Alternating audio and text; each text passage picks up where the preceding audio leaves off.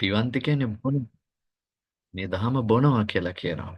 ස්වාමීන් කොහොමද බොනවා කියලා කියන්නේ? වහන්සේ වලා මේ ඔව්. ස්ක්‍රීන් එක ෂෙයා කරන්න පුළුවන්. මං හිතනවා දැන් නම් හා සූත්‍රය අන්තිමට ඇවිල්ලා තියෙන හරි නිසා මම ස්වාමීන්. ඉන්න බලන්න. හ්ම්. හරි අපි අන්තිම ටිකත් පෙන්නමුකෝ. හොඳයි. එතකොට පිවන්ති මඤ්ඤේ සප්පඤ්ඤම් මේ ප්‍රඥාවන්ත උදවිය විසින් මේ දහම මෙතන මේ පිවන්ති කියලා කියන්නේ මේ මේ බොති කියන අදහසින් මේ දහම බොනවා කියලා කියන්නේ. දහම හරි ලස්සනයි. වලාහකමිව පන්තගු. හරියට මේ මොකද්ද කියන්නේ මේ වලාකුලින් අර වැටෙන ජලය වගේ. කියන්නේ හිතන්නකො කෙනෙකුට තිබහා ඇදලා ඉන්න වෙලාවක එයාට බොන්න ලිඳකුත් නැත්තම් අහල පහල ගඟකුත් නැත්තම් හදිසියවත් වැස්සක් කඩා පාත් වුණොත් මොකද කරන්නේ පින්වතුනි? අර දෝතට හරි අහසින් වැටෙන වතුර ටික එකතු කරගෙන බොනවනේ, කරන්න දෙයක් නැහැනේ පින්වතුනි. ඒකේ මේ රසායනික ක්‍රියාවලිය මොකක්ද කියලා හොය හොයා ඉන්නේ නැහැනේ පින්වතුනි. 30ක් හැදිච්ච වෙලාවක ලිඳකුත් නැත්තම් බොන්න. ඊළඟට මොකද්ද කියන්නේ? ගඟකුත් නැත්තම්, දිය බොන්න කොහෙවත් තැනක් නැත්තම් තමන් මහත් වූ පීඩාවකට පත් වෙලා නම් ඉන්නේ. පින්වතුනි වැස්සක් වහින්න ගත්තාම අපි අත් දෙක එකතු කරලා නැත්තම් ළඟ මොකක් හරි භාජනයක් හරි තියෙනවනේ ඒක හරි දික් කරලා වැහි වතුර හරි එකතු කරලා බොන මට්ටමකට අපි එනවනේ. ඒ වගේ සංසාර දුක නැමැති මහා තාපයෙන් පීඩාවට පත් වෙලා ඉන්න අපිට බුදුරජාණන් වහන්සේගේ දහම නැමැති මේ අමා වැස්ස වහිනකොට දෝතෙන් ඒ අමා වැස්ස එකතු කරලා පානය කරන්න ඕනේ. ඒක ප්‍රඥාවන්තයින් විසින් කරන දෙයක්. ඒකයි මේ කියන්නේ පිවන්ති මඤ්ඤේ සප්පඤ්ඤා වලාහකමිව පන්තගෝ. ඒක හරි අපූර්ව දෙයක්. හරිම අපූර්ව දෙයක්. ඉතින් මෙතන බලන්න මේ චූටි ගාථා දෙකක් ඇතුලේ දහමේ ලස්සන ಗುಣ ටිකක් පින්වතුනි මේ විග්‍රහ වුණානේ. මේක මේ අර මේ දහම කියන එක පින්වතුනි හැම වෙලාවකම උපමා කරන්නේ ජලයට බොහෝ වෙලාවට අමා දිය කියලානේ කියන්නේ. ඒක හරි ලස්සනට විස්තර වෙන තව තැනක් තියෙනවා මම ඒකත් පොඩ්ඩක් කියලාම මේ දේශනය නිමා කරන්නම්. ලස්සන ගාථාවක් තියෙනවා මෙන්න මෙහෙම දස බල සේලප්පබව නිබ්බාන මහා සමුද්ද පරියන්තා අට්ඨංග මග්ග සලිලා ජින වචන නදී චිරං වහතු. ඒකේ තේරුම තමයි බලන්න හොඳට තේරුම් ගන්න මේකේ රූපකාලංකාරයෙන් ප්‍රකාශිත ගාථාවක්. මෙන්න මෙහෙම ඒකේ අර්ථය එන්නේ දස බල සේලප්පබව. දස බලයන් වහන්සේ නැමැති ශෛලමය පර්වතයෙන් පැන නැගී. දස බලයන් වහන්සේ කියන්නේ බුදුහාමුදුරන්ට කියන නම. දස බලයන් වහන්සේ නැමැති ශෛලමය පර්වතයෙන් පැන නැගී නිබ්බාන මහා සමුද්ද පරියන්තා නිර්වාණය නැමැති මහා සමුද්‍රය කෙළවර කොටගෙන ඇති අට්ඨංග මග්ග සලිලා ආර්ය අෂ්ටාංගික මාර්ගය නැමැති සිසිල් දිය දහරින් යුතුය අට්ඨංග මග්ග සලිලා ජින වචන නදී චිරං වහතු බුදුරජාණන් වහන්සේ වදාහල ශ්‍රී සද්ධර්මයේ නැමැති මහා නදී තොමෝ සුවසේ ගලා බසිත්වා බොහෝ කල් ගලා බසිත්වා. ඔක තමයි තේරුම. බලන්න හරිය ලස්සනයි. අර නිකන් මේ වැස්සක් පැහැලා මේ ගං දිය උල්පත් හෙලවිලා පහළට ගංගා ගලාගෙන ගිහිල්ලා මහා මුහුදට එකතු වෙනවා වගේ මේ ධර්මය ගංගාවකට උපමා කරලා තියෙනවා. බුදුරජාණන් වහන්සේ නැමැති ශෛලමේ පර්වතයෙන් පැන නැගිලා නිර්වාණය නැමැති මහා සමුද්‍රයේ කෙළවර කොටගෙන ඇත්තා වූ ආරෂ්ඨාංගික මාර්ගය නැමැති සිසිල් දිය දහරින් යුතු බුදුරජාණන් වහන්සේ වදාළ ආශ්චර්යමත් ශ්‍රී සද්ධර්ම නැමැති මහා නදී තොමෝ බොහෝ කාලයක් සුවසේ ගලා බසිත්වා. ඒ ගලා බසින නිකන් නෙමෙයිනේ ලෝ සතුන්ගේ සසර දුක් නැමැති මහා පවස නිවාලමින් කියන කැලලත් අපි අතින් දා ගන්න ඕනේ. මොකද ඒ දහම් ගංගාව ගලා බහිනවා. ඉතින් අපිටයි තිබහා තියෙන්නේ. අපිටයි මේ සංසාර දුක නැමැති තිබහා තියෙන්නේ. ඒ තිබහා සංසිඳවා ගන්න මේ දහම අපි පානය කරන්න ඕනේ. ඒ සිසිල් දිය දහර පාවිච්චි කරන්න ඕනේ. ඒතර තමයි අපේ මේ පවස නිවිලා යන්නේ. අපේ තිබහා නිවිලා යන්නේ. ඉතින් මෙතනත් මේ ගාථාවෙන් පිවන්ති මඤ්ඤේ සප්පඤ්ඤා මම හිතනවා මේ ප්‍රඥාවන්තෙන් මේ දහම බොනවා. කොහොමද බොන්නේ? වලාහකමිව පන්තගෝ තිබහටපත් වෙච්ච පුද්ගලෙක් මේ වැහිදිය වැටෙනකොට තමන්ගේ තිබහා නිවා ගන්න ඒ වැහිදිය වුණත් එකතු කරලා පාවිච්චි කරන්න යම්සේද මේ දහම් වැසි වහිනවා. අපි දැන් මේක එකතු කරලා පාවිච්චි කරන්නයි තියෙන්නේ. මම හිතන්නේ ඊටමත් රසවත් පුංචි සූත්‍රයක් වුණාට බලන්න කොච්චර දහම් රසයක් මේ ගාථාවල සඳහන් වෙනවද කියලා. අනික මේක බුදුරජාණන් වහන්සේ දේශනා කරපු කොටසකුත් නෙමෙයි මේ ගාථා දෙකේ තියෙන්නේ. බුදුරජාණන් වහන්සේ වදාළ ධර්මයේ එක්තරා භික්ෂුණීන් වහන්සේ නමක් විසින් දේශනා කරද්දී ඒ දහම් දේශනෙට පැහැදිච්ච එක්තරා යක්ෂයෙක් විසින් ඒ දහම අගය කිරීම පිණිස ප්‍රකාශ කරපු ලස්සන ගාථා දෙකක්. මම හිතනවා අපිට ඉදිරියේදී මේ වගේ ලස්සන දේවල් කතා කරන්න පුළුවන් වෙයි. පොඩ්ඩක් මේක මතක තියාගන්න අපි ඊළඟ සාකච්ඡාවේදී මේ වැඩසටහන අඛණ්ඩව පැවතුනොත් අපි බලාපොරොත්තු වෙමු ඊළඟ සාකච්ඡාවට අර කියපු චූල වේදාල සූත්‍රය. අර ගිහි කල ස්වාමියාත් බිරිඳත් කියන සංකල්පයක් කිව්වේ. අනේ චූල වේදාල සූත්‍රය අපි සාකච්ඡා කරමු. මහා ධර්ම සාගරයක්. මහා ධර්ම සාගරයක් හා සමානයි ඒ චූල වේදාල සූත්‍රය. ඔබට පෙන්වතුනි මේ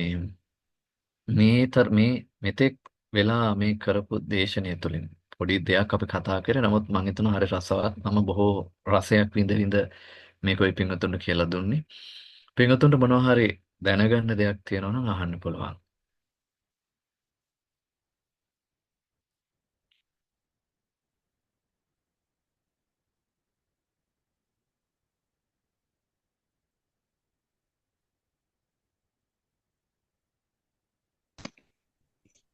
තියෙනවා නම් අහන්න පුළුවන්.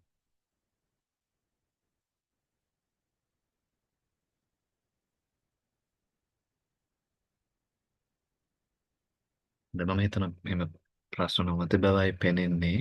පින්වතුන් උත්සාහවන්ත වෙන්න මේ කාලය තුල අර දහමේ ගුණ දැක්වෙන ගාථා පාඨයක් තියෙනවානේ. ගාථාවක් නෙමෙයි ඒක වාක්‍යයක්. ඒ වාක්‍යය තමයි මේ ස්වාක්ඛාතෝ භගවතා ධම්මෝ සම්දිට්ඨිකෝ අකාලිකෝ එහිපස්සිකෝ ඕපනයිකෝ පච්චත්තම් වේදිතබ්බ විඤ්ඤෝහි කියලා තියෙන්නේ. ඔන්න ඔය පාඩේ පින්වතුනි අර්ථ ටිකක් බලන්න. හොයන්න මං කෙටියෙන් කියන්නම්.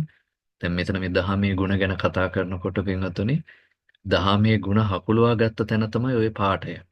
ඔකේ කියනවා ස්වාක්ඛාතෝ භගවතා ධම්මෝ. ඒ භාග්‍යවත් බුදුරජාණන් වහන්සේගේ ධර්මයේ මුලත් මැදත් අගත් තුන් තැන හොඳින් ප්‍රකාශ කරන ලද දහමක්. ස්වාක්ඛාත කියන්නේ ඒකයි. මනවින් ප්‍රකාශිත දහමක්. ස්වාක්ඛාතෝ භගවතා ධම්මෝ සම්දිට්ඨිකෝ. මේ දහම අදාද ප්‍රතිඵල ලබන්න පුළුවන් දෙයක්. ඒ කියන්නේ මෙරිලා ගිහිල්ලා ලබන්න තියෙන දෙයක් නෙමෙයි. මේ ජීවිතේම මේ මොහොතේම ප්‍රතිඵල ලබන්න පුළුවන් දහමක්. ඒක විශේෂයක් අපේ බුදුරජාණන් වහන්සේගේ දහමේ. ඊළඟට සන්දිට්ඨිකෝ අකාලිකෝ කාලයකට වළංගු නැහැ. කොයි කාලෙද කොයි මොහොතේද එහෙම එකක් නැහැ. මේ දහම ඕනෑම කාලයක වළංගු දහමක්. ඕනෑම කාලයක කෙනෙක් මේ දහමට දිවි පුදා මේ ධර්මයේ තේරුම් ගන්නට උත්සාහවන්ත වෙනවා නම් මේ ධර්මයේ පුරුදු කරන්නට උත්සාහවන්ත වෙනවා නම් එයා මේ ධහම අනිවාර්යයෙන්ම අවබෝධ කරනවා. මේ ධහම අනිවාර්යයෙන්ම අවබෝධ කරනවා කාල වලින් තොරව අතීත වර්තමාන අනාගත කියන කාල වලින් තොරව මේ ධහම අපිට අවබෝධ කරගන්න පුළුවන්. ඒතර කෙනෙකුට හිතෙන්න පුළුවන්නේ ඔය ධහම මේ කාලේ අවබෝධ කරන්න මේ කාලේ අවබෝධ කරන්න බෑ කියලා. එහෙම එකක් නෑ. මේ ධහම හරියට ප්‍රගුණ කරොත් අවබෝධ කරන්න පුළුවන්. ඒක ධහම ප්‍රගුණ කරද්දී තියෙන අපහසුතා වැඩි කියන එක අපිට කියන්න පුළුවන්. මොකද ඒ කාලේ මිනිස්සුන්ට තිබ්බ සංකීර්ණතා නෙමෙයි අද කාලේ මිනිස්සුන්ට තියෙන. අද කාලේ මිනිස්සු මේ ලෝකෙම කුණු ඔළුවේ දාගෙන ඉන්නේ. ඒ නිසා අතීතයේ හිටපු මිනිස්සුන්ට තිබ්බ සරල බව වර්තමාන මිනිස්සුන්ට නෑ කියන එක සක්සුදක්සේ පැහැදිලියි. ඒකයි කතා කරන්න දෙයක් නෑ. හැබැයි ඒ අතීතයේ හිටපු පින්වතුන් යම්කිසි දහමක් යම්කිසි ප්‍රතිපදාවක් පුරුදු පුහුණු කරලා ලැබුවා නම් ඒක අදත් එහෙම ලබන්න පුළුවන්. මේ දහම අකාලිකයි. ස්වාක්ඛාතෝ භගවතා ධම්මෝ සම්දිට්ඨිකෝ අකාලිකෝ ඒහි පස්සිකෝ. මේ දහම ඇවිල්ලා බලන්න ඕන දහමක්. ඒව බලව කියලා කියන්න පුළුවන් දහමක්. ඇවිල්ලා බලන්න ඕන දහමක්. නිකන් එළියේ ඉඳන් විවේචන කරලා හරියන්නේ නැහැ. එහෙම නෙමෙයි මේ දහමට ඇවිල්ලාම බලන්න ඕනේ. දහමට එළඹිලාම බලන්න ඕනේ. දහමේ යෙදිලාම බලන්න ඕන එකක්. දැන් කෙනෙක් කියනවා මට සිල් රකින්න බෑ කොහොමද සිල් රකින්නේ? අනේ මොකටද මේ ජීවත් වෙන කාලේ මේ ඔය සිල් අරව මේව ඔළුවේ පටලවගෙන ඕනේ නෑනේ. නිදහසේ ඉන්නනේ තියෙන්නේ කියලා ඔය කියන කතාව කොච්චර තුච්චයිද කියලා දැනෙනවා. සීලයක් තුළ පිහිටපුවා. මොකද පුදුම සැනසීමක් නේ තියෙන්නේ පින්වතුනි. තමන්ගේ අතින් සතෙක් මැරෙන්නේ නැහැ කියන තැන, හොරකමක් වෙන්නේ නැහැ, කාම මිත්‍යාචාරය හැසිරෙන්නේ නැහැ, මම බොරුවක් කරන්නේ නැහැ, කියන්නේ නැහැ, සුරාපානයක් කරන්නේ නැහැ කියන තැනට කෙනෙක්ගේ හිතපත් වුනහම පින්වතුනි, එයාට පුදුමාකාර සතුටක් හිත ඇතුලෙන් ගලනවා. ඒක ගලන්නේ අවංකවම සීලය දන්න කෙනා, සීලය රකින්න කෙනා. එතකොට අර සිල් නොරැක ලබන සතුටට වඩා සිල් රකින්නකොට ඇති වෙන සතුට මහ පුදුමාකාරයි. වෙනස ඇවිත් බැලිය යුතු දහමක්. ඒව බලව කියලා කියන්න පුළුවන් දහම. ඕපනයිකයි. තමා තුළට පමුණවා ගත යුතු දහමක්. දැන් ගොඩාක් අය මේ ධර්මය අහනකොට බලන්නේ මේක නම් අපේ අම්මට හොඳ බණ ටික එහෙමනේ කියන්නේ. මේක අපේ තාත්තට හොඳ බණ ටික. මේක අපේ අක්කට හොඳ බණ ටික කියන මේක අපේ අල්ලපුවත් මනුස්සයාට හොඳ බණ ටික කොහොමනේ කියන්නේ. මේක මේ කාටවත් මේ හොඳ එකක් නෙමෙයි මේක Tamanට හොඳ දහමක්. හැමෝටම හොඳයි මේ දහම. නමුත් මේ ධර්මයක් අහලා අපි මේක ගලපන්න ඕනේ Tamanට. අනුන්ට නෙමෙයි. තමා තුළටයි පමුණවා ගන්න ඕනේ. ඕපනයිකයි කියන්නේ ඒකයි. පච්චත්තම් වේතබ්බ විඤ්ඤෝයිත. මේ දහම දැක ගන්න ඕනේ තම තමන්ගේ ප්‍රත්‍යක්ෂයෙන් ඒක තම තම නැනපමණින් අවබෝධ කරගත යුතු දහමක්. තම තම නැනපමණින් අවබෝධ කරගත යුතු දහමක්. මට මෙච්චරක් පුළුවන් ඔයත් එච්චරක් පුරුදු වෙන්න ඕනේ කියලා එක සැකිල්ලකින් මේක දේශන කියන්න බෑ. ඒකනේ බුදුරජාණන් වහන්සේගේ දහමේ වේමත්තතාවයක් තියෙන. වේමත්තතාවයක් කියන විවිධතාවයක් තියෙන. සමහර අවස්ථාවල බුදුරජාණන් වහන්සේ භාවනාව මේ විග්‍රහ කරලා දේශනා කරනවා. සමහර තැන්වල කෙටි කරලා දේශනා කරනවා. ඒ අවස්ථාවට උචිතව භාග්‍යතුන් වහන්සේ දහම් පරයයන් විවිධ නයින් දේශනා කළා. හේතුව මේ දහම හැමෝටම එක විදිහට අවබෝධ කරගන්න බැරි නිසා. හැබැයි මේ දේශනා කරලා තියෙන සමස්තය අද කාලේ ඕනම කෙනෙකුට ඕන ඕන විදිහට Tamanට ගලපගෙන අත්දකින්න පුළුවන්. මොකද ආයේ එතනින් එහා දේවල් නැහැ. උන්වහන්සේ හැම හැඩතලයක්ම බලලා දේශනා කරන්න ඕන හැම විදියක්ම දේශනා කරලා තියෙන්නේ. අපිට දැන් තියෙන්නේ ධර්ම ප්‍රයෝජනෙට ගන්න පමණයි. මේ ටික කියවිලා නැද්ද දන්නේ එහෙම එකක් නැහැ. පහපරිනිබ්බාන සූත්‍රය බුදුරජාණන් වහන්සේ දේශනා කරනෝනේ. කරුණාවන්ත ශාස්ත්‍රූන් වහන්සේ නමක් විසින් දේශනා කළ යුතු සියල්ල මම කරලා ඉවරයි කියලා. බුදුරජාණන් වහන්සේ දේශනා කරනවා. කියන උන්වහන්සේගේ බුද්ධ කෘත්‍යය උන්වහන්සේ සම්පූර්ණ කළා. ඕනෑම කුසලතා ඕනෑම තත්ත්වයක ඕනෑම ධාරිතාවයක් තියෙන ඕනෑම කෙනෙකුට තම තමන්ගේ ධාරිතාවයට ධාරණයට අනුරූපීව මේ දහම ගලප ගන්න පුළුවන් විදිහට බුදුරජාණන් වහන්සේ දේශනා කරලා තියෙන්නේ. දැන් තියෙන අපේ ධාරිතාවය අපේ ධාරණය කොයි විදිහද කියලා තේරුම් අරගෙන ඒ දහම අපේ ජීවිතයට ගලපා ගැනීමයි කළ යුතුව පවතින්නේ. ඒක 6 වෙනි ගුණය පච්චත්තම් වේතබ්බ විඤ්ඤෝහි.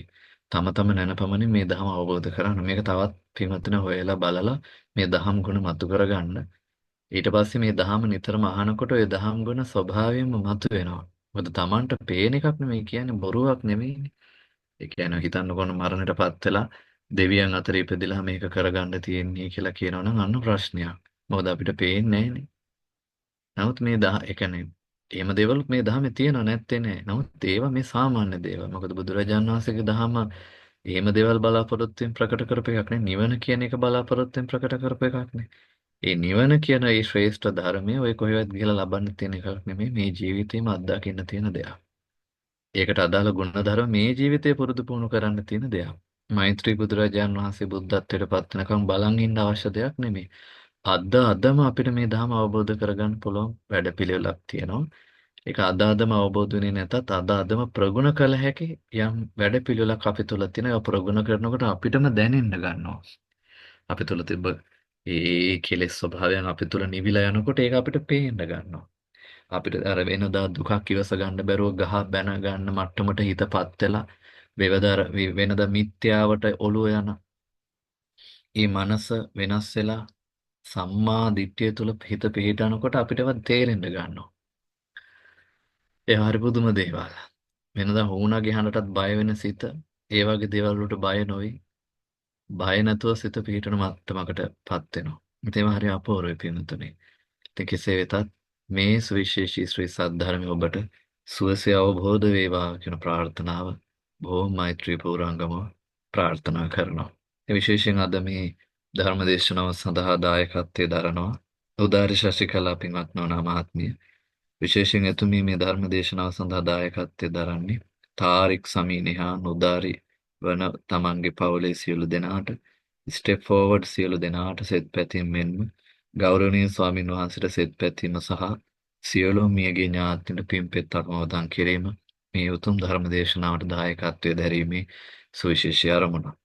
ඊළඟ තරංගි දිනෝෂා ලක්මාලි පින්වත් නෝනා මහත්මිය මේ ධර්ම දේශනාව සිද්ධ කරනු ලබන දායකත්වයේ දරනවා.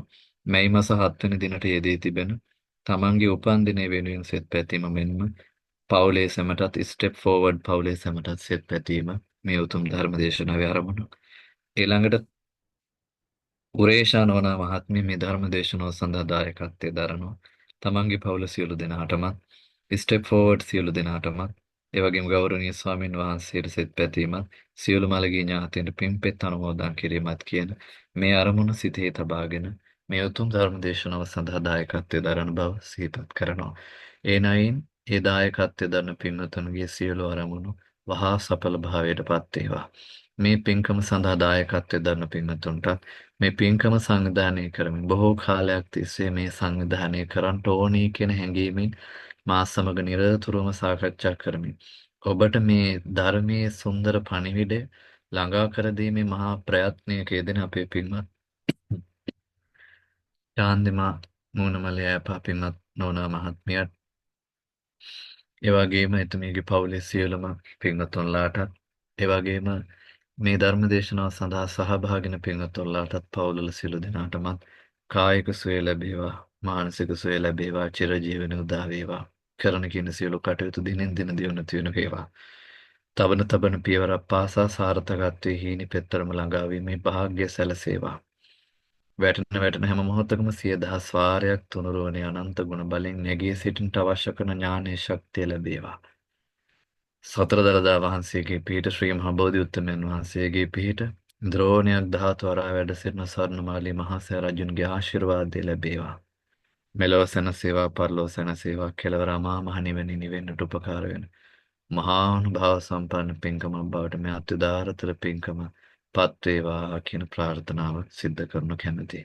ඒ වගේම තමයි ඔබේ පවුල්වල නැසී මිය පරලෝ යන්ට යෙදුණු සියලු මළගිය ඥාතීන්ට විශේෂයෙන්ම අපේ චාන්දිමා මොනමලේ නෝනා මහත්මියගේ ඒ අභාවයට පත් වෙනට යෙදුණු ආදරණීය ඒ විශේෂඥ වෛද්‍යවරු දෙපළ ඒ ආදරණීය පියාණන් මව්තුමිය ඒ පෞගේ කාලේ ඒ අනුස්මරණීය පින්කම් සිද්ධ කරලා තිබුණා. මම ඉතාමත් ගෞරවයෙන් ඒ දෙපළ මම සිහිපත් කරනවා ඇතුළු කොටගත් මේ අවස්ථාවට දායකත්වයේ දරන සහභාගී වෙන ඔබේ නම් ගොත් වලින් නැසී මිය පරලෝ යන්ට යෙදුණු සියලු මළගිය ඥාතීන්ට මේ පින්පෙත් අනුමෝදන් කරනවා. අනුමෝදන් වේවා. ඒ වගේම හැම දිනෙකම සැපෙන් සැපයටපත් වේවා නිවනින් නිවෙත්වා. බුදුරජාණන් වහන්සේගේ ධර්මයේ සිත පහදාගත් දෙවියන් බ්‍රහ්මයන් සහිත ලෝකේ සියලු සම්‍යක් දෘෂ්ටික ප්‍රජාව මේ ධර්මය ශ්‍රවණය කිරීම තුළින් ඒ වගේම ධර්ම ශ්‍රවණය දැකීම තුළින් යම් සිතක් පහදවා ගත්තා නම් ඒ පහදවාගත් සිතෙන් ලබාගත් පින් ඒ අයගේ සියලු අරමුණු සඵල භාවයට පත් වේවා. උතුම් චතුරාර්ය සත්‍ය ධර්ම අවබෝධයෙන් අමා මහ නිවනේ නිවෙත්වා කියන ප්‍රාර්ථනාව සිද්ධ කරනු කැමැති ඔබ සියලු දෙනාටම නැවත නැවතත් උතුම් චතුරාර්ය සත්‍ය ධර්ම අවබෝධයෙන් අමා මහ නිවනේ නිවෙන්නට උපකාර වෙන මහා අනුභව සම්පන්න පින්කමක් බවට මේ අත්උදාරතර පින්කමපත් වේවා කියන ප්‍රාර්ථනාව සිද්ධ කරනු ලබනවා. සාදු සාදු සාදු. ආකාසට්ඨා ච බුම්මට්ඨා දේවා නාග මහිද්దికා පුඤ්ඤන්තං අනුමෝදිත්වා චිරං රක්ඛන්තු සම්බුද්ධ ශාසනං චිරං රක්ඛන්තු සම්බුද්ධ දේශනං චිරං රක්ඛන්තු සම්බුද්ධ ශාවකං දේවෝ අස්සතු කාලේන සස්ස සම්පත්ති හෝතු ච පීතෝ භවතු ලෝකෝ ච රාජා භවතු ධම්මිකෝ ඉදම්මේ ඥාතීනං හෝතු සුඛිතා හොන්තු ඥාතයෝ ඉදම්මේ ඥාතීනං හෝතු සුඛිතා හොන්තු ඥාතයෝ ඉදම්මේ ඥාතීනං හෝතු සුඛිතා හොන්තු ඥාතයෝ ඉමිනා පුඤ්ඤ කම්මේන මාමේ බාල සමාගමෝ සතං සමාගමෝ හෝතු යාව නිබ්බානපත්තිය ඉදම්මේ පුඤ්ඤ කම්මං ආසවක්ඛයා වහං හෝතු සබ්බ දුක්ඛා පමුච්ඡතු සාදු සාදු සාදු අභිවාදන සීලෙස නිච්ඡං වද්දා පචායිනෝ චත්තාරෝ ධම්මා වඩ්ඩන්ති ආයුවන්හෝ සුඛං බලං ආයුරාරෝග්‍ය සම්පatti සග්ග සම්පatti මේවච අතෝ නිබ්බාන සම්පatti ඉමිනාතේ සමිජ්ජතෝ සාදෝ සාදෝ සාදෝ තුනුරුවනි අනන්ත ගුණ බලෙන් ඔබ හැම දෙනාටම සිතක් ශාන්තියක් සැනසීමක්ම සිද්ධ වේවා කියලා මෛත්‍රී පූර්වකව ප්‍රාර්ථනා කරනවා